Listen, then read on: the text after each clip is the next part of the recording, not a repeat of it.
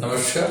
आज हम देख रहे हैं एक्सरसाइज में क्वेश्चन नंबर 7 और क्वेश्चन है सिद्ध कीजिए कि अनुक्रम एक्स एन जहाँ x1 equal to 3/2 X N plus 1 equal to 2 minus 1 upon X N for each of N greater equal 1।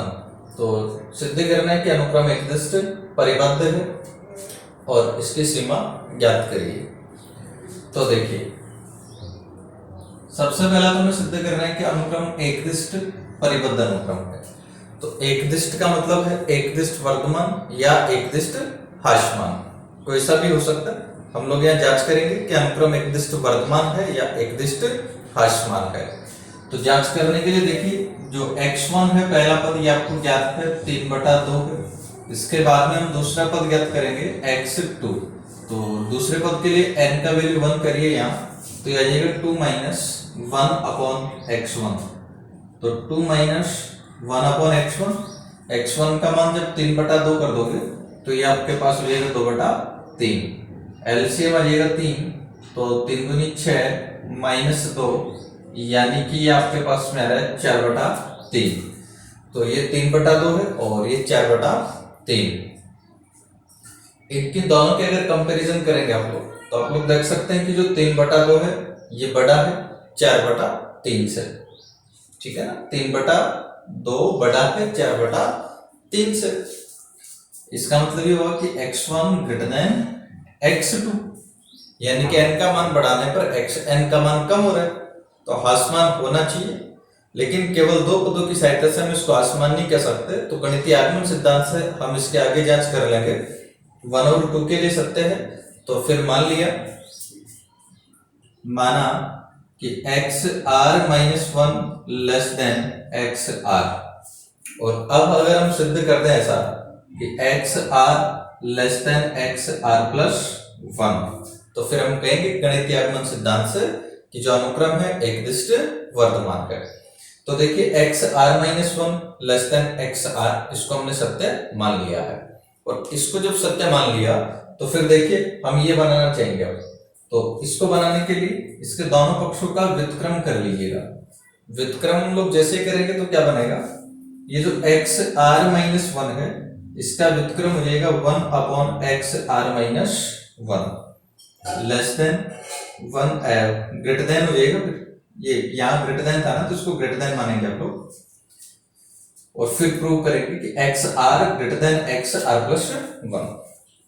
तो 1 अपॉन एक्स आर माइनस 1, और देखिए ग्रेटर देन था, व्युत्क्रम कर दोगे तो परिवर्तित हो जाएगा, लेस देन आ जाएगा 1 अपॉन एक्स आर। और फिर देखिए यहाँ माइनस है आपके पास में 2 माइनस 1 अपॉन एक्स एन, तो इसके दोनों पक्षों को -1 से मल्टीप्लाई कर दीजिए। दोनों पक्षों को -1 से मल्टीप्लाई करेंगे तो -1 upon x r minus 1 less than -1 upon x r. अब 2 जोड़ दीजिए दोनों पक्षों में। तो जैसे हम 2 जोड़ेंगे तो देखिए क्या बनेगा, 2 minus 1 upon x r minus 1 greater than 2 minus 1 upon x r, 2 minus 1 upon x r. अब देखिए, जैसे 2 माइनस 1 बटा एक्स एन, ये एक्स एन प्लस 1 हो जाता है, तो 2 माइनस 1 बटा एक्स आर माइनस 1, ये आपके पास हो जाएगा एक्स आर, और ग्रेटर देन ये आपके पास में बनेगा एक्स आर प्लस 1। इसलिए गणितीय आगमन सिद्धांत से,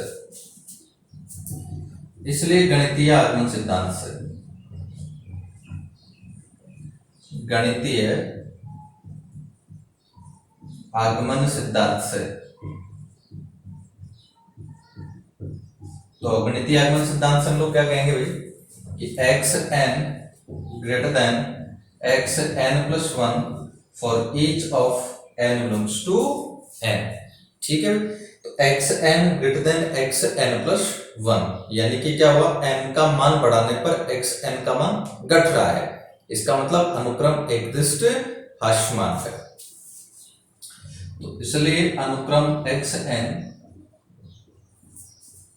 अनुक्रम एक्स एन एकदिष्ट ह्रासमान है। अनुक्रम xn एकदिष्ट हास्यमान है। तो ये पहली कंडीशन हमने प्रूव कर दी कि जो अनुक्रम है ये एकदिष्ट हास्यमान है। तो हास्यमान के बाद में अब हम जांच करेंगे परिपत्र की। तो देखिए अनुक्रम हो गया एकदिष्ट हास्यमान, और हास्यमान का मतलब आप जानते हैं कि जैसे जैसे n का मान बढ़ेंगे xn का मान घटता जाएगा। इसका मतलब जो पहला पद है वो सबसे बड़ा होगा, यानी कि अनुक्रम का जो अधिकतम मान है वो पहला पद ही होगा। और पहला पद आप लोग देख सकते हैं यहाँ 3/2 है। इसका मतलब इस अनुक्रम का जो अधिकतम मान है ये 3/2 है। तो लिख दीजिएगा, क्योंकि xn less than equal than 3/2 अधिकतम मान है 3/2, तो इसका जो प्रत्येक पद है वो या तो 3/2 है या 3/2 से छोटा है। भाई पहला पद 3/2 और हास्यमान है, इसका मतलब आगे वाले सारे पद 3/2 से छोटे होंगे। तो xn less than equal than 3/2 for each of n belongs to n। अब इसका ये तो आपके पास में आ गया अधिकतम। अब न्यूनतम मान और अगर हमें मिल जाएगा तो हम लोग कहेंगे कि यहाँ जो अनुक्रम है ये एकदिष्ट परिबद्ध होगा। अब देखेंगे पर इसका न्यूनतम मान। तो देखो इसका न्यूनतम मान किस प्रकार से ज्ञात करेंगे। आपने यहाँ x1 देखा था जो कि 3/2 है, यानी कि 1 से बड़ा है। इसके बाद में हमने x2 ज्ञात किया जो कि 4/3 था, इसको भी हमने देखा 1 से बड़ा है। तो इसको भी हम गणितीय आगमन सिद्धांत से प्रूव कर लेते हैं। तो जैसे मान लीजिएगा सपोज कि x r ग्रेटर देन 1 है। भाई ये दोनों 1 से बड़े थे, तो मान लिया कि सपोज x r भी ग्रेटर देन 1 है। अब x r अगर ग्रेटर देन 1 होगा तो आप लोग जानते हैं कि 1/x r लेस देन 1 हो जाएगा। 1/x r लेस देन 1 हो जाएगा, इसलिए दोनों पक्षों को जब -1 से मल्टीप्लाई करेंगे तो -1/x r लेस देन -1। और अब इसके दोनों पक्षों ग्रेटर देन हो जाएगा। ऋणात्मक संख्या से गुणा करने पर इस समीकरण का चिन्ह परिवर्तित हो जाता है। तो अब 2 जोड़ दीजिए दोनों पक्षों में, तो 2 - 1/x r ग्रेटर देन इधर से 2 - 1 हो जाएगा 1। और ये जो है अपने पास में हो जाएगा x r + 1 ग्रेटर देन 1। तो देखिए जैसे हमने x r ग्रेटर देन 1 लिया तो x r + 1 आ गया ग्रेटर देन 1।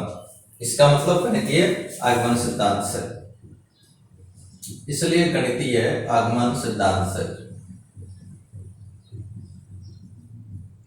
गणितीय आगमन सिद्धांत से, गणितीय आगमन सिद्धांत से हम लोग क्या कहेंगे कि जो प्रत्येक xn है ये ग्रेटर देन 1 होगा। xn greater than 1 for each of n belongs to n। ठीक है, इसका मतलब अब देखिए आप लोग देख चुके हैं कि xn का जो अधिकतम मान है ये 3/2 हो गया और न्यूनतम मान 1 हो गया। दोनों को मैं चिपका के एक साथ लिख देता हूं। तो इसलिए 1 लेस देन xn, ये जो xn ग्रेटर देन 1 था इसको अपन ऐसा लिख सकते हैं। और फिर इसके साथ में इसको चिपका दीजिए xn less than equal than 3/2। ठीक है, यानी कि अनुक्रम xn परिबद्ध है। तो इसलिए अनुक्रम xn परिबद्ध है। अनुक्रम xn परिबद्ध है। ठीक है, अनुक्रम xn हो गया परिबद्ध। और देखिए एकदिष्ट हास्यमान हो चुका है और परिबद्ध हो गया। इसका मतलब क्या हुआ कि अनुक्रम अभिसारी है, इसलिए अनुक्रम xn अभिसारी है। इसलिए अनुक्रम xn अभिसारी है। ठीक है, तो अनुक्रम xn हो गया अभिसारी। अभिसारी है तो अब इसकी सीमा भी ज्ञात कीजिए। तो मान लिया कि इस अनुक्रम का जो सीमा है ये जाई है, तो माना लिमिट xn इक्वल टू जाई, माना limit xn equal to j. और लिमिट एक अद्वितीय राशि होती है, इसलिए xn का लिमिट जब जाई है तो xn + 1 का लिमिट भी जाई होगा। तो limit xn + 1 equal to j, और xn + 1 आपको दिया गया है। कि जो एक्स एन प्लस वन है ये है 2 माइनस 1 अपॉन एक्स एन। अब इसका लिमिट हम लोग करेंगे, तो अब इसका लिमिट करिए। तो जैसे ही दोनों पक्षों का लिमिट करेंगे अपन, तो limit x N plus one equal to 2 minus 1 upon limit x n. Value put करिए, एक्स एन प्लस वन का जो लिमिट है ये जाई है, इक्वल टू 2 माइनस 1 अपॉन जाई। दोनों पक्षों को जाई से मल्टीप्लाई करिए, जाई से मल्टीप्लाई करेंगे तो जाई स्क्वायर इक्वल टू 2 जाई माइनस 1। तो पक्षांतरण इनका कर लेंगे हम लोग, तो जाई स्क्वायर माइनस 2 जाई प्लस 1 इक्वल टू 0। तो ये आपके पास में आ गया भाई जाई माइनस 1 का होल स्क्वायर इक्वल टू 0। तो यहाँ से जाई इक्वल टू आपके पास में आ गया कितना 1। तो जाई के वैल्यू 1 आ गए, इसका मतलब एक्स एन का जो लिमिट है ये कितना है भाई 1।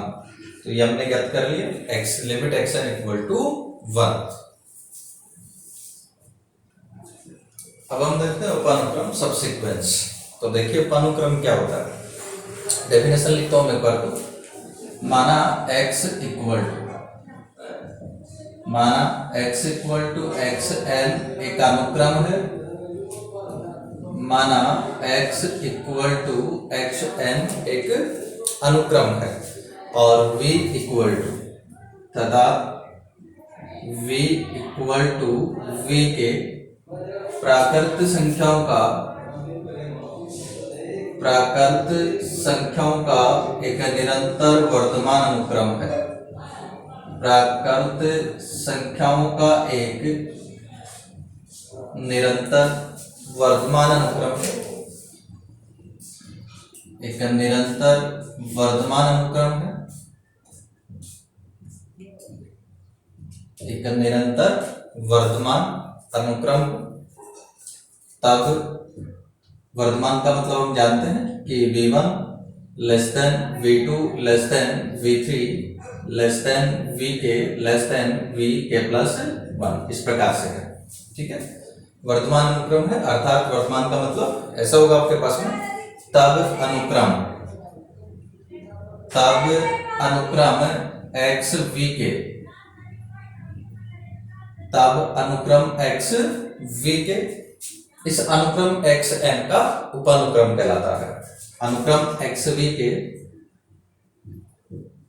अनुक्रम एक्स एन का उपानुक्रम कहलाता है। एक्स एन का उपानुक्रम कहलाता है। ठीक है, ये तो मैंने लिखा है, डेफिनेशन देखिएगा।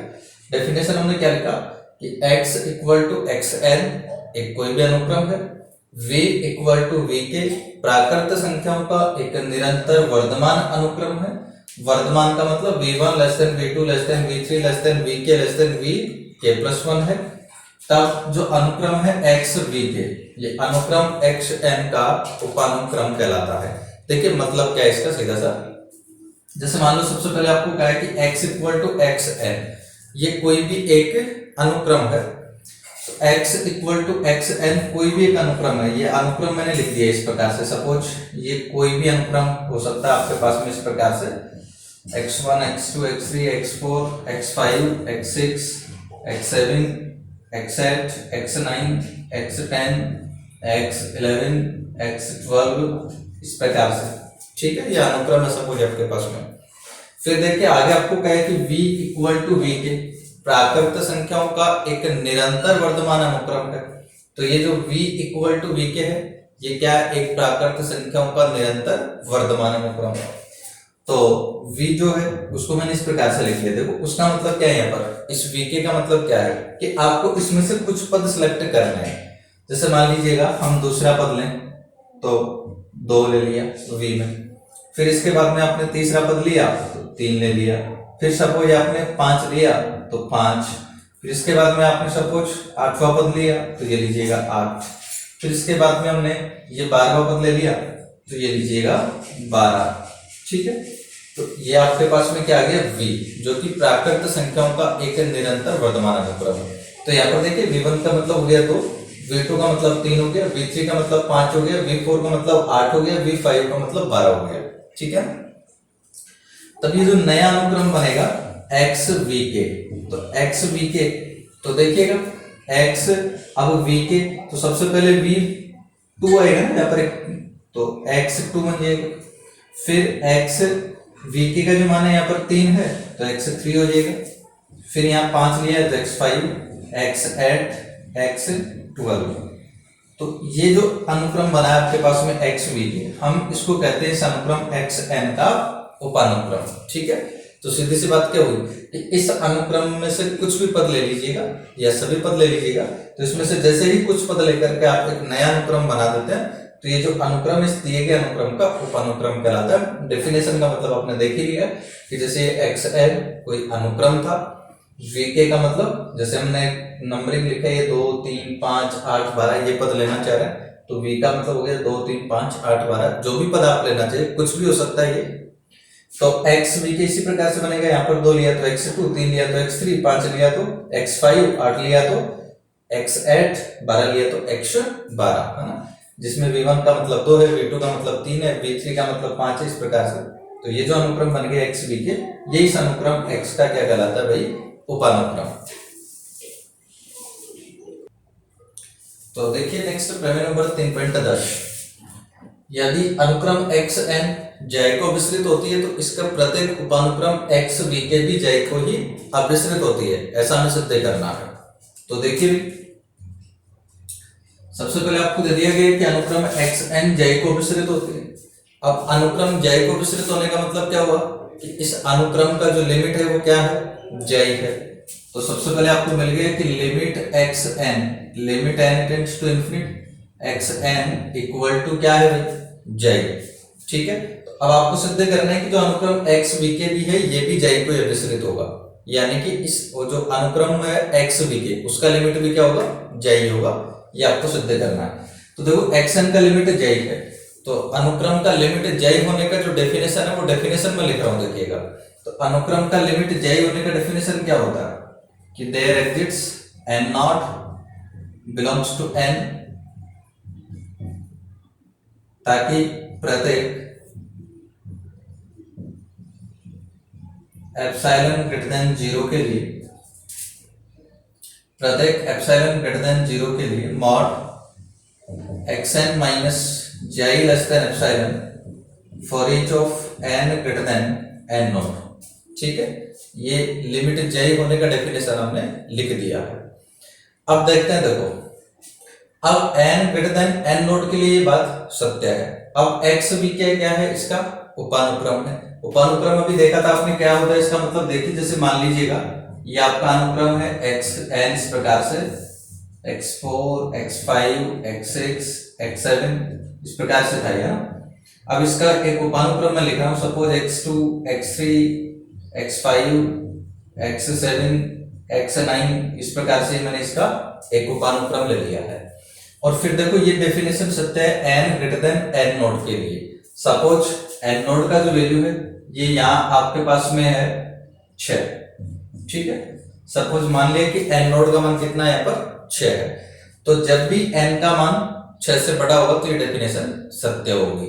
अब जैसे ये उपानुक्रम बनाया है तो इस उपानुक्रम में भी देखो आप सबसे पहले तो k नोड प्राप्त करेंगे, जैसे यहाँ पर n नोड प्राप्त किया था, तो k नोड क्या होगा, इस n नोड से जस्ट बड़ी संख्या, तो 6 से जस्ट बड़ी संख्या क्या है यहाँ पर 7, जो कि आपको बड़े आसानी से मिल जाएगी। बिल्कुल तुरंत देखते ही पता चल रहा है ना 6 से बड़ी संख्या क्या है 7, इसलिए यहां k not greater than n not प्राप्त किया जा सकता है बड़े आसानी से,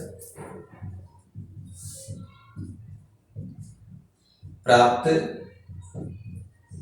किया जा सकता है, ताकि v के नॉट ग्रेटर देन v के। ठीक है, अब देखिएगा बाकी के, अब छोटे जब n नोड का मान 6 से छोटा है तो 6 से छोटे वाले पदों के लिए तो हम इस लिमिट पे बात ही नहीं करेंगे ना, और जैसे ही n का वैल्यू 6 से बड़ा है तो x7, x9 ये सब जो है इस अनुक्रम xn के पद है ना। अब अनुक्रम के xn के पद है और अनुक्रम xn के जो पद है वो सब इस कंडीशन को सेटिस्फाई करते हैं। इसका मतलब ये जो x7, x9 है ये भी इस कंडीशन को सेटिस्फाई करेंगे।